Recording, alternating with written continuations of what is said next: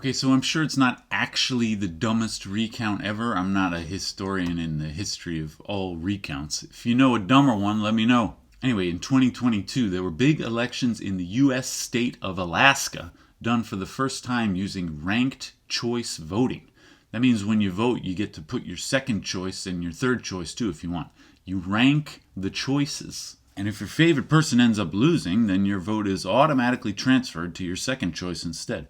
It means you don't have to worry if you're voting for like an outsider, because if they lose, your vote still counts for the other guy. So in 2022, the Alaska State Senate District E race had 3 candidates on the ballot.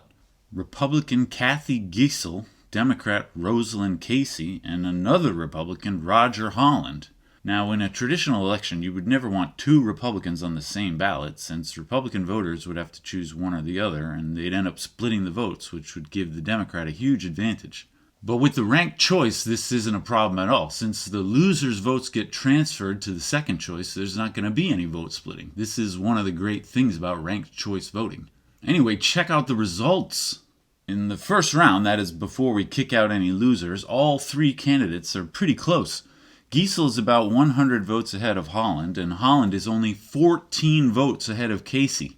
14 votes out of about 16,000 total votes is a tiny margin.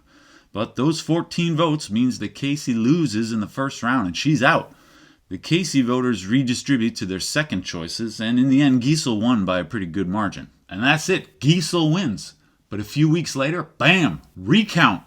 Cacy, the Democrat who got knocked out in the first round, she only lost by 14. That's less than 0.1%.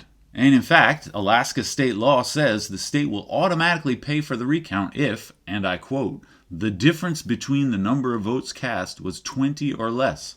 So that's a no-brainer for Cacy, right? I mean, if she hadn't been knocked out in the first round, she might have won, right? You don't know what would have happened.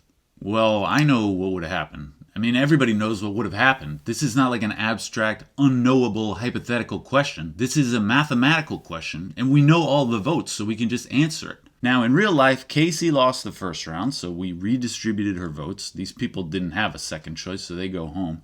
These people went for Giessel, these ones for Holland, and Giessel wins. Okay, so that's what really happened. Now, what if by some miracle there was like a mistake and Cacy actually survived the first round? Well, we can still calculate the outcomes.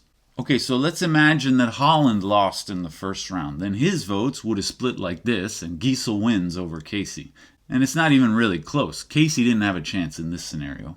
Okay, so what if Giessel lost the first round? Then her votes are going to split like this, and now Holland wins over Cacy. And this one isn't close either. So Cacy didn't have a chance in either scenario. See, that 14 votes in the first round makes it look like a real nail-biter, but this was never a close election. Cacy would have needed at least 700 more votes to actually win the thing in the second round.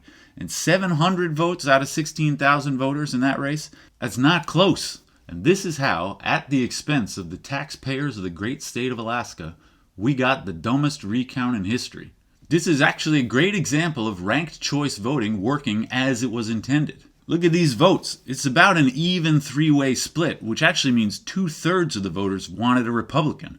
It wouldn't make any sense if somehow Cacy ended up winning this election. And she didn't win. The system worked. Eventually, Cacy gained 2 votes in the recount, and so did Holland, which led to the same result. Did she gain the 700 more votes that she would need to actually win the election? Of course not. Compared to traditional elections, ranked choice voting is a more mathematically sophisticated method, and I would argue it's a better one. But with increased mathematical sophistication, you get increased mathematical sophistication. You gotta be sophisticated when you look at the results. Every media story you look at presents the results like this. Cacy only lost by 14. This is kind of true, but super misleading. It makes you feel like the election was really close when actually it wasn't.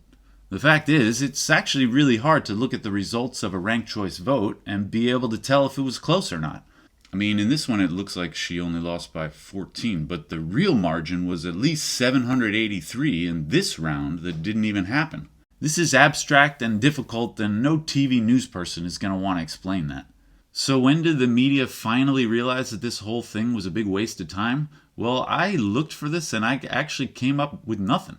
But as far as I can tell, no media story ever presented this election in an accurate mathematical way.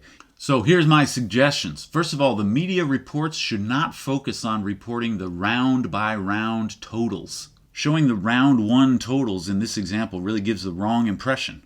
And also, Alaska really needs to change that 20 votes recount rule. But actually making a specific rule about this is harder than it seems. Like, really hard. Big names in computer science have tried to tackle the problem of calculating the true margin of victory in a ranked choice election. And it's now known that this problem is what they call NP-hard. If you know what that means, you know this is bad news. It means computationally there is no known way to efficiently compute the margin of victory, and probably there never can be. You know, I really should give a little more credit to Cacy here. I keep saying the recount was stupid, but actually it seems pretty clear that Cacy and her team knew that the recount wouldn't swing the election. By the time she asked for the recount, Cacy had already conceded the election. So what was the point of it all? This story from Anchorage Daily News said Cacy's recount request was intended to ensure the state has policies in place to adjudicate close outcomes under ranked choice voting. She got a point there. And does the state now have policies in place to adjudicate close outcomes under ranked choice voting? They do not.